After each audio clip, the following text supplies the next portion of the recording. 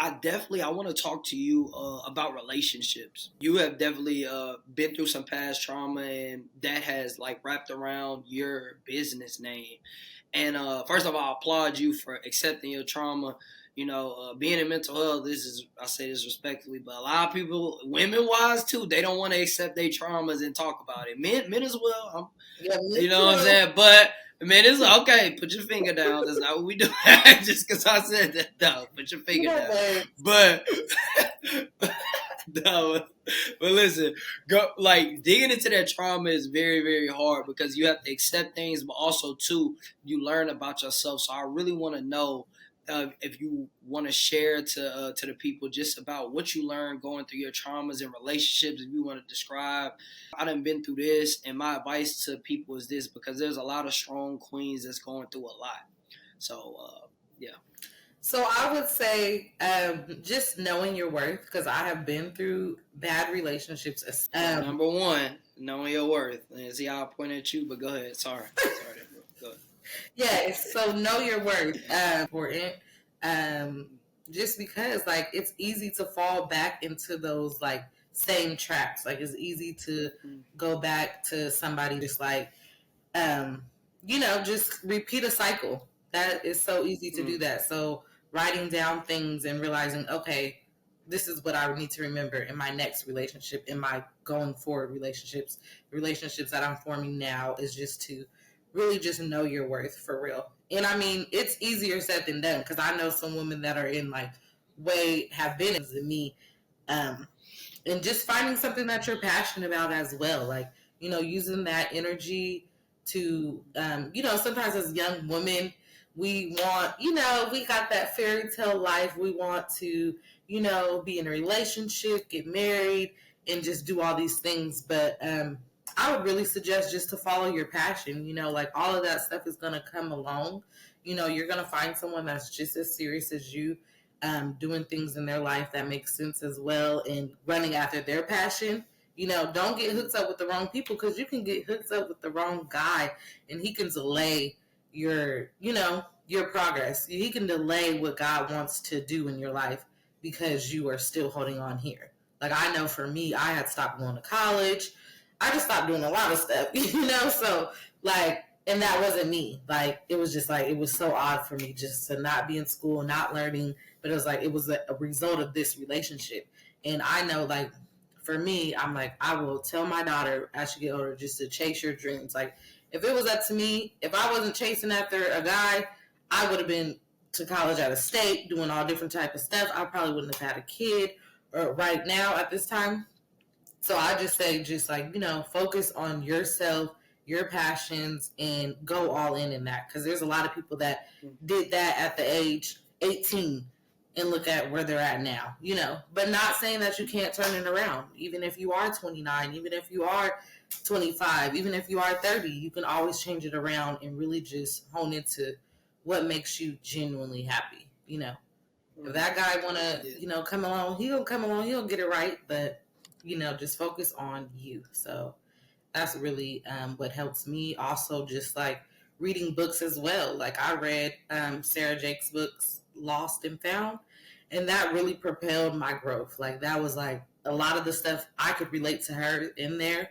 And that was just like, girl, you need to keep it pushing, and staying close to God. At the time, I wasn't really close to God. I knew God, but I wasn't as close to him as I am now. So I would suggest just really getting into your Bible for real, reading, trusting him, praying, just starting somewhere. Even if you don't know where to start, my inbox is open. Okay. We're going to have the information in the link or wherever. Say that. So Say that then. Say that. I kind of want to talk to you about those low moments and just your mindset, like when you hit those low moments of you feeling like you're not good enough, or you feeling like somebody is tearing you down and you can't get out of your rut. Like I kind of want you to like what's the top 3 feelings, if you just had to pick 3 that you feel like you felt and you had to overcome?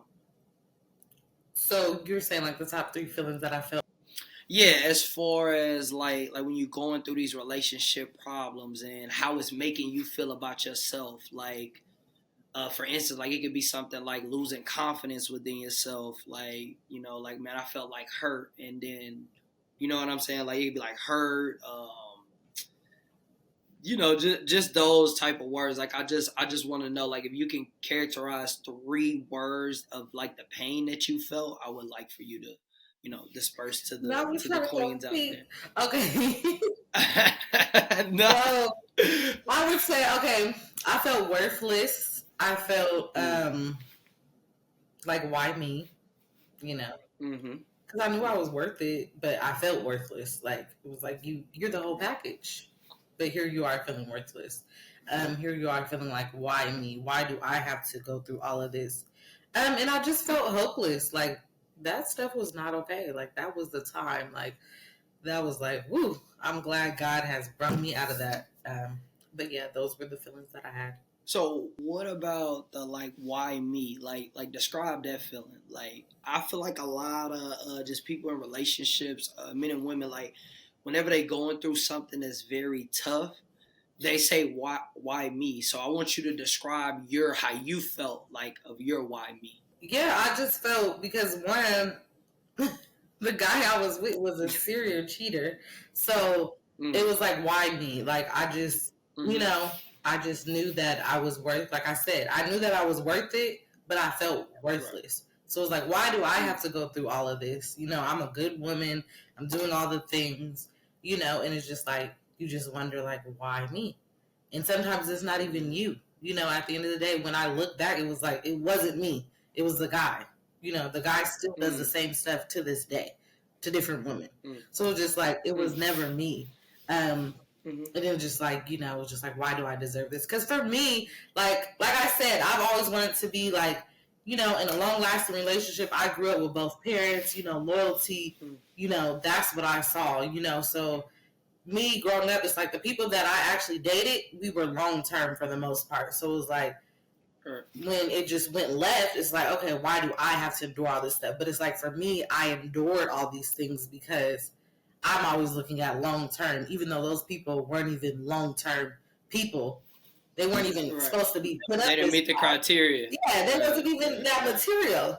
But here I am putting them on this pedestal because it's like, in my mind, it's like, okay, my end goal, I do want to be married. I want to have a family and do all these things. So it was just like, okay, why do I have to go through this? You see all the people that are getting married to their high school sweethearts and just doing all this stuff. And it's just like, well, like, where's my light at the end of the tunnel? So that's where that feeling came from. I love that. I love the mental aspect that you put around it as well. Like, knowing yourself and then knowing like who the person you are and what they do. Like I think a lot of people know that, but they don't accept it. Like, what you're saying, like, no, he's a bad person, or he's doing it to other women, or he's a serial cheater, and it. Some people know it, but they can't accept it. If that makes sense, you know what I'm saying? Just mentally here. But I want to talk to you too, because I love how you said, not love how you said in the aspect of what you said, but when you said worthless. Because, like, knowing you and knowing how you are now, a lot of people wouldn't even, like, girl, you, like, you know what I'm saying? Because some people meet you at a point and they don't meet you at, the point that you had to overcome to be the person that you are today. Right. You know what I'm saying? Like, a lot of people meet me and they're like, oh, you're very intelligent, you talk, and, a lot of different stuff now, or work ethic now, but they don't know how I was then. You know what I'm saying? So I want you to talk about the two sides of it, like feeling worthless. Like at first, like knowing, like, dang, I feel so bad, and then like realizing, like, you know what? Like, I can really, like, I can do this. You know what I'm saying? Like, nah, that's just a feeling. Like, I know who I am. I know what I bring and stuff like that. So let's talk about that. So for me, it took a while. Like, for me, it was like, I like to say that I went to therapy just by myself. Like, I should have been in therapy. Hey, go to therapy. I like that. That's another point for you, but go ahead. But yeah, like, I didn't even go, like, all this time. It's like, girl, you needed therapy. So I just feel like it was a long journey for me. Like, it was even with friends. Like, it wasn't just relationships. It was like friends treating me like I'm a good friend, and I was just getting people just doing me dirty. Like, why are you doing me dirty? Like, And it was just like, it was something wrong with them. So now today I'm able to realize that now that I am out of that. But it took years. Like I'm telling you, it took years of turmoil. It took years of allowing the same repeated cycles. It took all of that. So it wasn't easy for me. Like it was not like, if I knew what I knew now, like I just wish I had the more like support, because it was like I was a little younger lady, little girl, some of this time going through stuff that not a little girl should have went through. Even though I did come from a good home and all these things, but it's like I kind of put myself in these situations because I was chasing after this thing, and it was like, no. So realizing that those people, like, these aren't bad people. They're just not the people for you. You know, it's okay. Like, and just like always remember, and fearfully, wonderfully made. Like, that's how God created you. So why aren't you walking and such? Why aren't you remembering? Like, I remember one time I had asked my daughter something, and I asked her to compare something, and on our bathroom mirror, it said, I am fearfully and wonderfully made. She literally, when I asked her to compare me to something else, she went to that and pointed at that thing and was like, and I'm like, and from right then, I'm like, she like, don't you remember that you are fearfully and wonderfully made? Like, this is how God made you. Why are you trying to compare? Like, you know, so just going back to that all the time, like just really realizing now, like during the time, yeah, it was just like I wasn't in my faith as much as I am now. So it was hard. It was a lot of, like I said, repeated cycles. So, but now it was just like, remember, okay, girl, you are fearfully and wonderfully made. Get up. Let's go. Remember who you are. You are beautiful. You are the whole package, girl. You can cook.